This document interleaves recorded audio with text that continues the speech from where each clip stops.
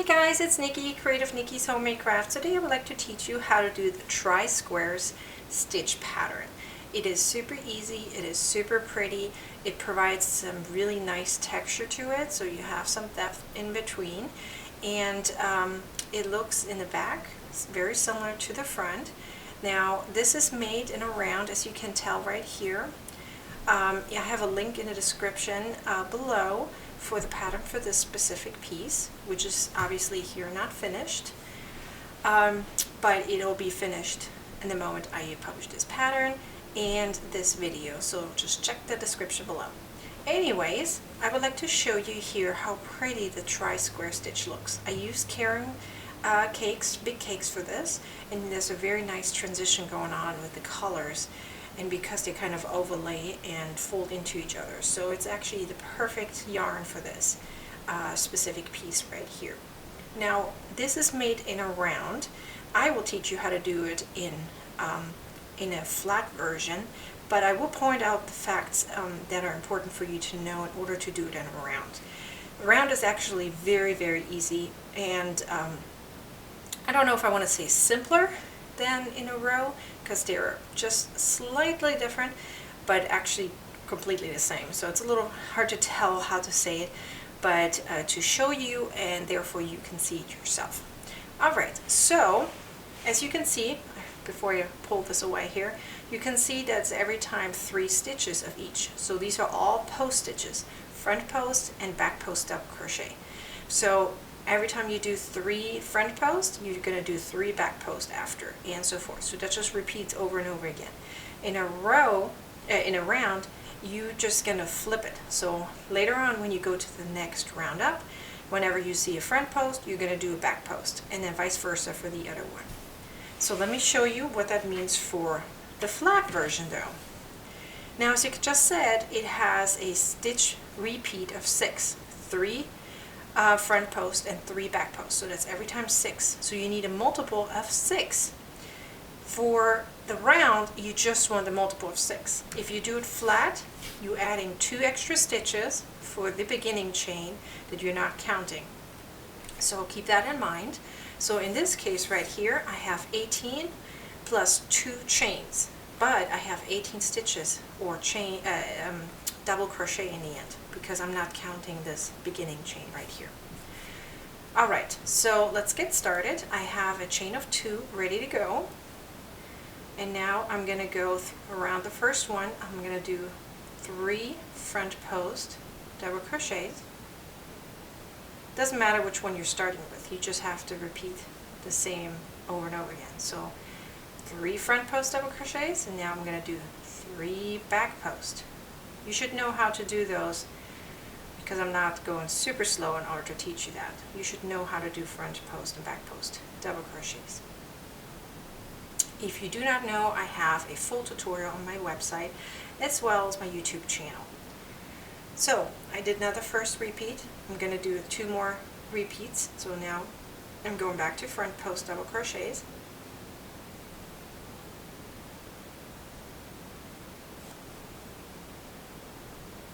Now I'm going back to back post. 3 of each every time.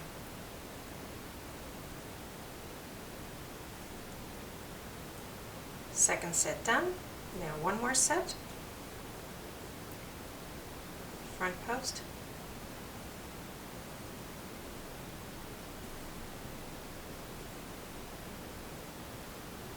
And back post. Some more of my yarn.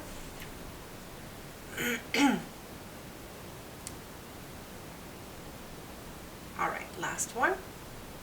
So here's where it changes just a bit.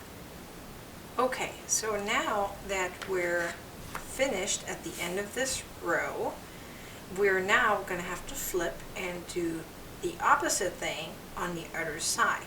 Okay, so that's exactly the same thing as the round right here. You're just going to flip it. So you see a front post double crochet, you're going to do a back post double crochet. And if you see a back post double crochet, you're going to do a front post double crochet. It's exactly the same thing as the round you're going to do in a flat. So I chain 2, I'm going to turn, Now you see a front post right here. You're going to do a back post. So whatever you're looking at, okay? Now I'm going to do a back post. Oopsie. Just said I made a back post, but I didn't. Back post.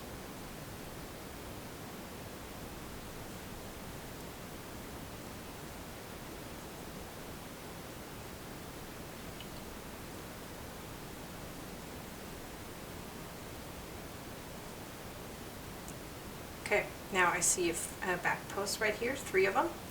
Now I'm going to do a front post. So whatever you see, you flip. You're exactly the opposite. Okay, now I see front post again, so I will do back post.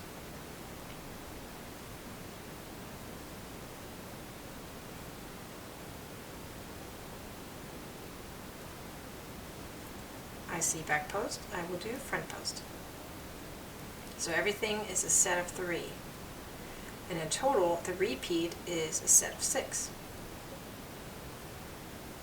Now back to back post, because I see front post. I have 3 more back post, so I'll do 3 front post.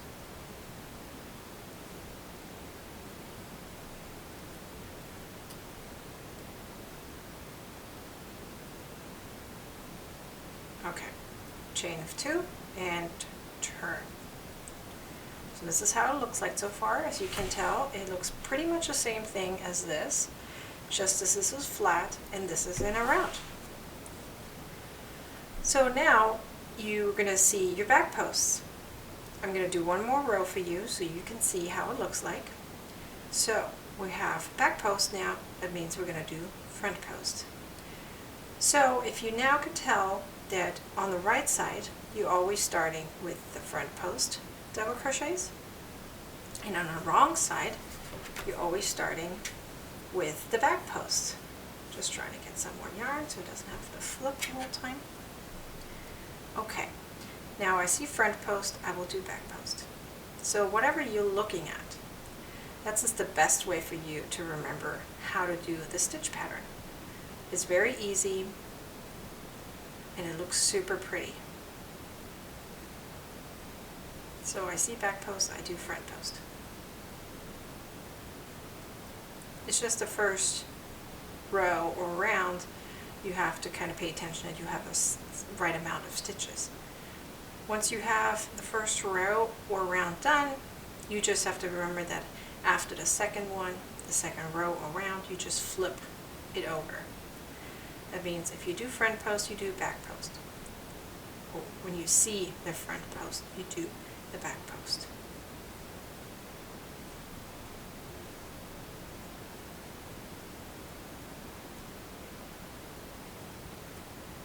Okay.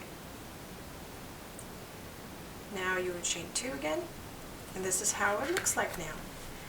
Can you see that there is some texture going on? Let me kind of tilt it a little bit so you can see.